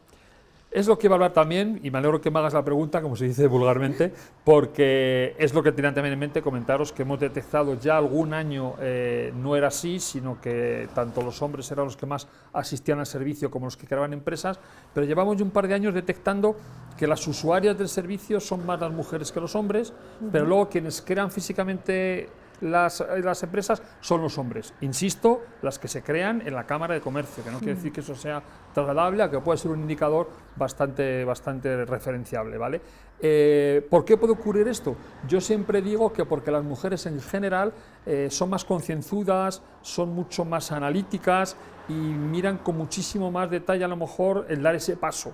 A lo mejor los hombres, también digo en términos general, nos tiramos más hacia adelante, de alguna manera te tiras a la piscina y dices, bueno, voy a intentarlo por aquí, si luego me sale mal, pues ya buscaré trabajo por cuenta ajena donde sea, y ese ya buscaré trabajo por cuenta ajena donde sea, aunque nosotros hemos mejorado mucho nuestra sociedad con respecto a la conciliación del trabajo, sobre todo para la mujer trabajadora, no es tan sencillo. Entonces esa decisión de decir, si meto la pata, me tengo que poner a buscar trabajo, conciliarlo luego con la vida familiar no está sencillo. Entonces cuando tomo una decisión de montar una empresa del tipo que sea, yo creo que son mucho más analíticas y más concienzudas a la hora de ponerlo a cabo. Es la explicación que puedo contar, no puede haber otra. Y ya para concluir, Javier, ¿es fácil montar una empresa en nuestra provincia a día de hoy? ¿O hay veces que cuando hablamos es muy complicado, se siguen manteniendo? ¿O cada vez el mundo digital está entrando más y cada vez agilizamos más? La gran mayoría de las empresas, los trámites relacionados con darte de alta en las distintas administraciones públicas que tienes que hacer para poder empezar la actividad, léase aspectos fiscales, laborables, etcétera, es sencillísimo porque todo es telemático. En un autónomo se hace en 24 horas y en una sociedad, si se hace telemática, en 2-3 días máximo la tienes creada porque los notarios y el registrador tienen obligación de informar en un plazo establecido, no te pueden decir que dentro de 2 meses. Lo que ocurre es que ese trámite que es sencillo, se encuentra luego una traba si es una actividad un poco más compleja y vas a los trámites del ayuntamiento o de la corporación local donde te instales. En el caso de Zamora, por ejemplo, pues hay problemática para muchos tipos de actividades porque tardan mucho en darte las correspondientes licencias, en algunos pueblos menos, pero por lo que se refiere a los trámites para dar forma jurídica y crear tu empresa, no es nada, es muy sencillo. El problema a veces ocurre, insisto, con los trámites locales y las licencias. En cualquier caso, ahí está la ventanilla única empresarial, sí, al lado de la Cámara de Comercio, calle Pelayo. Sí, calle Pelayo 6. Lo estoy diciendo de memoria, calle Pelayo 6, para todas esas personas que tengan en mente algo, bueno, acercarse y preguntar siempre es positivo cuando tenemos en mente poner un negocio, y desde la ventanilla única de la Cámara Empresarial, bueno, pues siempre estáis ahí para ese asesoramiento tan importante, sobre todo cuando hay dudas al principio de un negocio. Javier, como siempre, muchísimas gracias por venir a acercarnos a esta realidad zamorana. Muchísimas gracias a vosotros. Y nosotros continuamos, vamos a seguir hablando de estadísticas de las que nos ha dejado este año 2025 que hemos despedido recientemente, pero cambiamos completamente de asunto porque nos vamos a ir hasta Multicines Zamora para que nos cuenten cuáles han sido las películas que más hemos visto los zamoranos en este pasado año. En 2025 la asistencia a las salas de cine ha registrado un ligero descenso a nivel nacional, en torno al 10%, una bajada que en Zamora incluso ha sido algo mayor. un retroceso que se nota especialmente en películas dirigidas a un público más joven, un perfil menos numeroso en la provincia. 2025, desgraciadamente, ha bajado también un poquito. A nivel nacional no sé si se ha bajado casi un 10%, hablo de datos de España, y aquí en Zamora hemos bajado un poquito más incluso todavía. ¿Qué pasa? En el caso de Zamora, películas que a lo mejor tienen más éxito a nivel nacional porque es gente más joven, bueno, pues Zamora ya sabemos que bueno, a lo mejor no gozamos de tanta salud de gente joven, ¿no? Sin embargo, el cine que mejor resiste es el cine familiar, que sigue siendo el gran sostén de las salas, no solo en España, sino a nivel mundial. Producciones como Lilo y Stitch, que han rozado los 25 millones de euros de recaudación, o títulos como Minecraft, Jurassic World o el live action de Cómo entrenar a tu dragón han conseguido atraer al público. Lo que sí que es verdad y que sí que se afianza, y es algo que no se puede negar, es el cine familiar. El cine familiar al final es el que está sujetando a los cines, ya no solo en España, sino a nivel mundial. Ahora mismo, si no actualizamos los datos, la película más taquillera sería Lilo and Stitch, ¿vale? En cuanto al cine español, destaca con mucha diferencia el éxito de Santiago Segura, que vuelve a liderar la taquilla con Padre no hay más que uno, muy por encima del resto de producciones nacionales. Una distancia que pone de relieve la dificultad para que nuevas propuestas conecten con el gran público. En lo que se refiere al cine español, también podemos decir que ha habido mucha distancia. 14 millones, para hacernos una idea, la peli de Santiago Segura, Padre no hay más que uno. La siguiente española, me parece, si no me equivoco, que es La Cena, con 3,5 millones de euros. O sea, la diferencia es alucinante. El año que dejamos atrás también ha tenido fracasos. Y luego, chascos, por ejemplo, que me dices, o que comentábamos. El cine de superhéroes no acaba de volver a esa senda tan gloriosa que tuvo años atrás, y películas como Superman o Los Cuatro Fantásticos han funcionado bien, pero no han tenido todo el éxito que se preveía, o que por lo menos ese relanzamiento de Superman, sobre todo, y de Los Cuatro Fantásticos, se esperaba un poquito más de ellas. De cara al 2026, el sector mira con optimismo a los grandes estrenos previstos, como nuevas entregas de Los Vengadores, la tercera parte de Dune o la esperada Odisea de Christopher Nolan, títulos que buscarán fomentar la asistencia de un público joven que todavía no es relevante para que los cines mantengan sus puertas abiertas. Sus mayores apoyos en Zamora son adultos en torno a los 50 años y las películas familiares.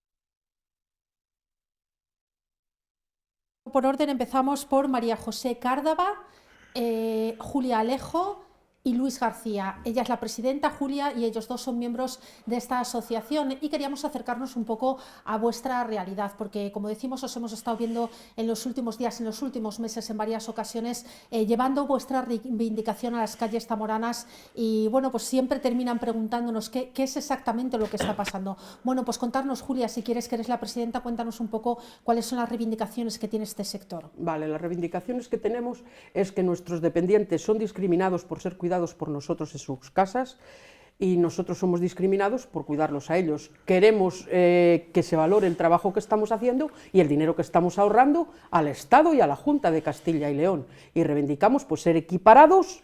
Nosotros, igual que cualquier cuidador profesional, que no se nos deja, que aunque tengamos un título, no se nos deja ejercer por estar cuidando a nuestros familiares en sus casas, si pasáramos por una empresa sí que seríamos profesionales, y que nuestros dependientes tengan los mismos derechos que cualquier otro dependiente de cualquier otro servicio de dependencia. Entiendo que los tres, en este caso, sois personas que cuidáis en casa a un familiar. ¿Es esa la situación? Sí. Sí, y por ese cuidado que normalmente una persona con ley de dependencia tendría un cuidador profesional, vosotros en este caso no tenéis las ventajas que tiene un cuidador profesional, y el familiar que recibe esos cuidados tampoco tiene un cuidador profesional, aunque me imagino que vuestros cuidados estén a la altura o incluso más, ¿no? ¿Cuáles son esa diferencia que hay en el caso de que haya un cuidador profesional o que estéis vosotros, los familiares? Las diferencias son las siguientes. Nosotros trabajamos sin sueldo, somos personas que no tenemos sueldo, lo único que hacen es cotizar por nosotros a la Seguridad Social, pero solo para jubilación, por lo mínimo, Y luego nuestros dependientes, imagínate que en otro servicio de dependencia, por 3 horas menos cuarto de lunes a viernes, por una prestación vinculada al servicio, son 1.200 euros lo que la Junta aporta. Por nosotros, el grado 3 son 250 o nos iríamos a 400, que es el máximo. Los nuestros están cuidados con unos cuidados personalizados las 24 horas del día, los otros están cuidados 3 horas menos cuarto al día, excluidos sábados, domingos y festivos. También quiero entender que vuestra situación no trabajáis, es decir, no sé si no trabajabais y por eso os habéis dedicado a cuidar a un familiar o si alguno tiene que dejar el trabajo por la situación que tiene en casa y claro, eso sería también un poco agravante, ¿no? ¿Cuál es la situación con la relación laboral que tenéis? Si te parece, contestamos uno a uno. Venga, vamos con ellos. Vale, yo llevo... Perdona, ese caso es el mío, yo dejé de trabajar, yo estaba trabajando, dejé de trabajar para bajar a mi madre para mi casa para atenderla y la situación es complicada porque si soy demandante de empleo no puedo ser cuidador, puesto que perdería las prestaciones. Se supone que yo estoy trabajando, pero no estoy cobrando ninguna prestación por mi trabajo. Y si me dedico a cuidar solo, no tengo derecho a cobrar prestaciones. Con lo cual te quedas indefenso totalmente económicamente. Claro, porque vuestra figura está reconocida como cuidador no profesional. Sí, hay un convenio especial, pero lo que comentó la presidenta, solo te pagan para la seguridad social. No tienes unos ingresos mensuales como aporta el estar solicitando empleo, por mi edad y por todo, claro, como mayor de 53. Julia, ¿en tu caso cómo es? Yo llevo cuidando a mi madre 50 años, lo cual quiere decir que no he podido acceder nunca a un puesto de trabajo. Mi madre es un grado 3 dependencia severa, está encamada desde hace 10 años y no se puede dejar ni un momento ni de día ni de noche. De hecho, yo me tengo que echar con ella para que no le dé un brote psicótico. Entonces, yo no he podido acceder al mercado laboral en los 50 años que llevo cuidando, que empecé a cuidarla con 10 años. ¿Y Marijose? Yo, en mi caso, no estaba trabajando, he estado cuidando a mi padre ahora. Lo llevaba por la mañana a un centro de día mientras yo hacía otras cosas. Y bueno, desgraciadamente falleció hace poco, pero sigo con la asociación porque hay que aportar a todos lo que podamos para conseguir esto, porque el mañana no sabemos lo que nos depara tampoco.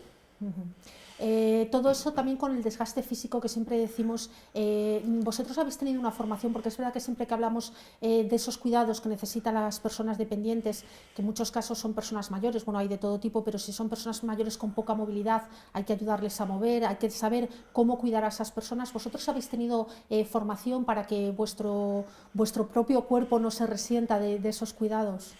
Hombre, la formación la obtienes un poco viéndolo.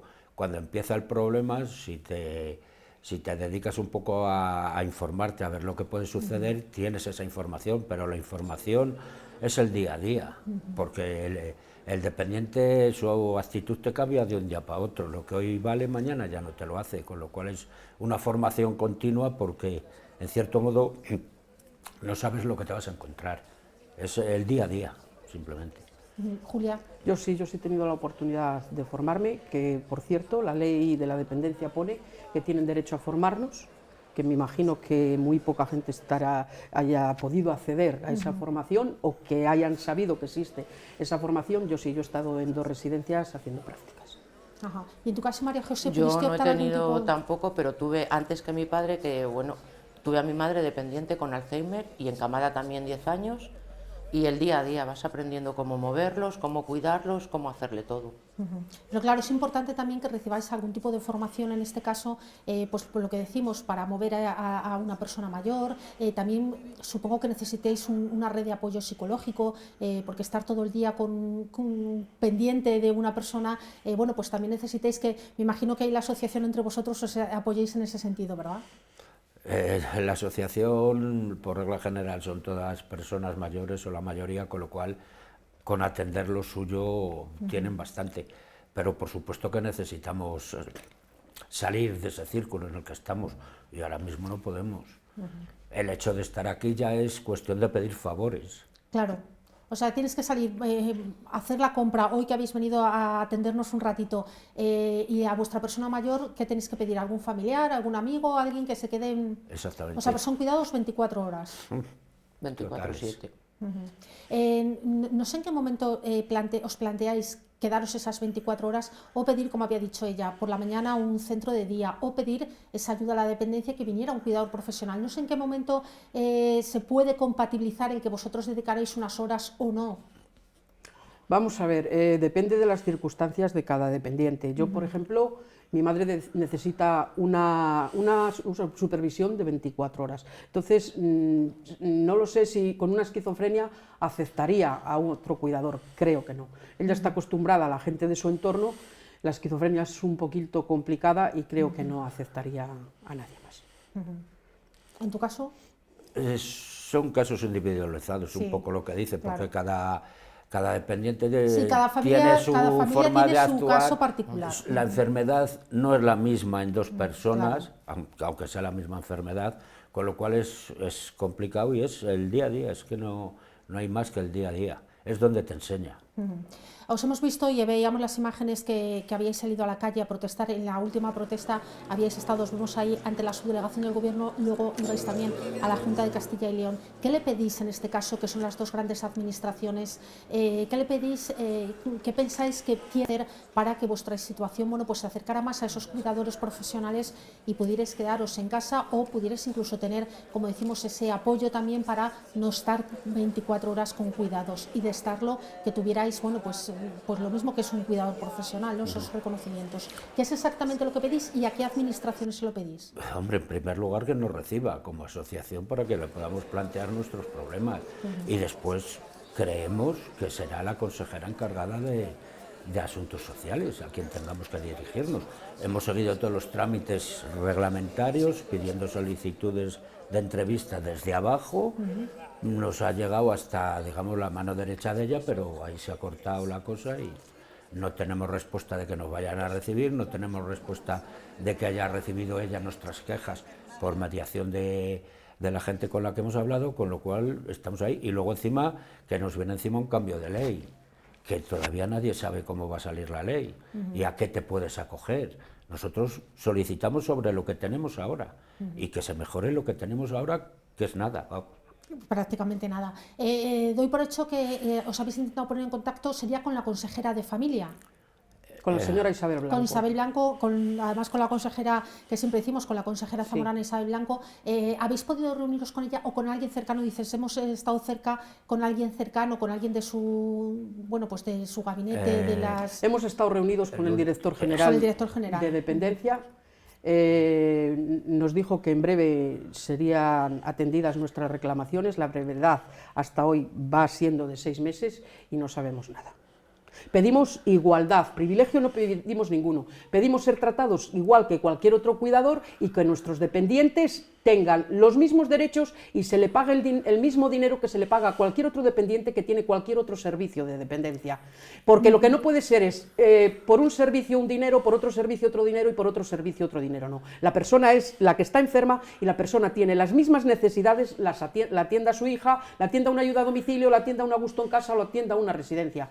Si la señora consejera en las últimas declaraciones que ha hecho, en las últimas entrevistas que ha dado, ha dicho que lo que quiere es que las personas mayores permanezcan el mayor tiempo posible en sus casas, nosotros es lo que estamos haciendo. Entonces, ¿por qué nosotros se nos tiene sin sueldo y nuestros dependientes se tienen discriminados? Hasta el punto, y lo digo en todas las entrevistas que se me hace, que el año pasado se han gastado 4,5 millones en camas articuladas, andadores inteligentes, y a nuestros dependientes no le llega ni una cama articulada por no tener un servicio de ayuda a domicilio. Ahí quería ir. Aparte de los fondos económicos que se pueden destinar para la seguridad social o para los sueldos de los cuidadores, de las personas que estáis cuidando a familiares, es verdad que dentro de la ley de dependencia hay muchas ayudas para esos medios físicos, para camas, para andadores, para sillas, es decir, para que la vida también dentro del hogar, para pequeñas grúas de movilidad.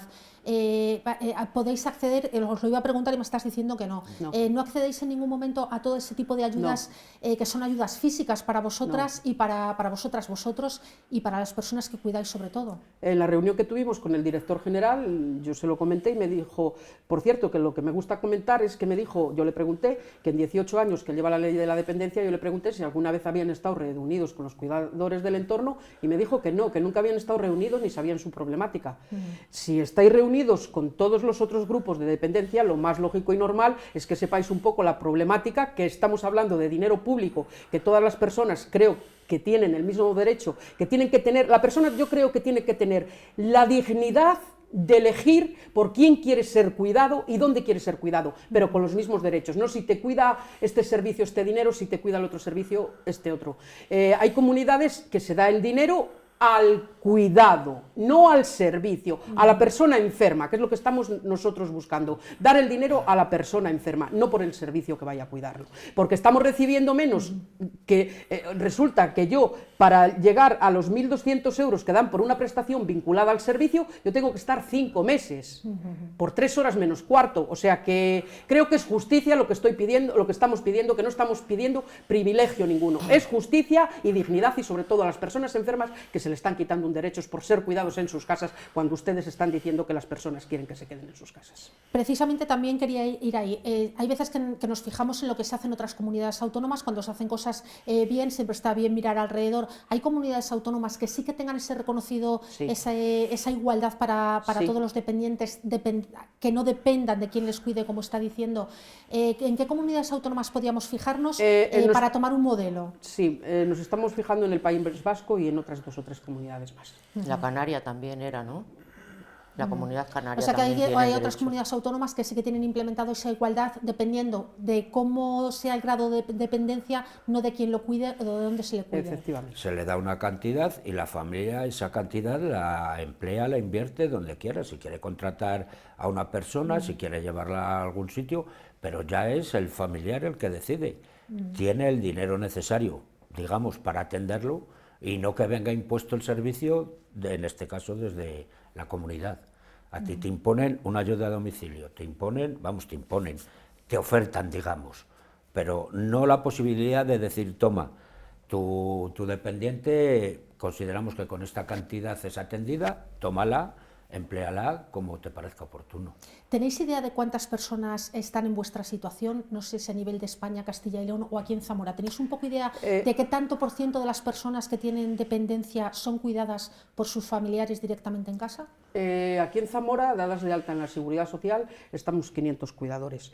Que queremos hacer una llamativa, que estamos aquí, que somos una asociación que entre todos se resolvería mejor la problemática que tenemos, o sea, que hacemos un llamamiento a todas las personas que están cuidando que se pongan en contacto con nosotros. Dadas de alta en la Seguridad Social, te digo otra vez que son 500 y que no están dadas de alta en la Seguridad Social son sobre unas 3.500. O sea, muchas personas, es verdad que haciendo un trabajo y una labor social muy importante, que si todo eso pasara a servicios sociales necesitarían muchísimos más cuidadores y que, bueno, pues que yo creo que es una opción que quieren las familias, el que se puedan quedar en casa y cuidarlos, como el que desea mandarlo a una residencia o el que desea un cuidador profesional. Es una alternativa y sois muchas familias las que lo estáis haciendo en Zamora. Y tampoco tienes mucha información, porque claro, yo, por ejemplo, no estaba dada de alta en Seguridad Social, no lo sabía. Entonces depende de las cosas. Bueno, pues seguro que ahora hay mucha gente que nos está viendo. ¿Cómo se pueden poner en contacto con vosotros las personas que nos estén viendo, que estén en situaciones similares y que quieran hablar con vosotros? En el Facebook tenemos nuestros números de teléfono que se pueden... De todas maneras, seguro que si os llaman a vosotros o llaman a la opinión, también enseguida se los podéis facilitar. La asociación es Azacuefa, sí, para que la gente que lo quiera entrar y buscar, y a través de redes sociales pues pueden encontrar su teléfono. En cualquier caso, a los tres, muchas gracias por venir a contarnos, bueno, pues vuestra situación, que queríamos darle un poquito más de altavoz, que a veces que hablamos con vosotros muy poquito, queríamos daros un poco más de altavoz, y esperemos que las palabras sean recogidas y escuchadas y que podáis hablar con las personas responsables y que se vayan encontrando soluciones. A ver si con la nueva ley que se está tramitando llegan soluciones y se reconoce, bueno, pues ese trabajo y esa labor que realizáis en el día a día, que es tan importante. Gracias, pues muchísimas gracias. Gracias. Y que se nos oiga, y todos los demás familiares que nos apoyen en las manifestaciones y en todo lo que estamos haciendo. Muy bien, muchas gracias por acompañarnos esta tarde. Gracias, y por contarnos, bueno, pues cuál es vuestra situación. Gracias. Y nosotros, bueno, pues con esta reivindicación ponemos hoy el punto y final a este programa. Nos vamos a ir hablando de patrimonio desde el norte de la provincia, desde los valles de Benavente. En concreto, la mirada curiosa de hoy nos lleva al Castro de Arrabalde, como les decimos, en los valles de Benavente. Disfruten con estas imágenes. Nosotros volvemos mañana, como siempre, con más temas aquí en la 8 Zamora. Les esperamos, que tengan una muy feliz tarde.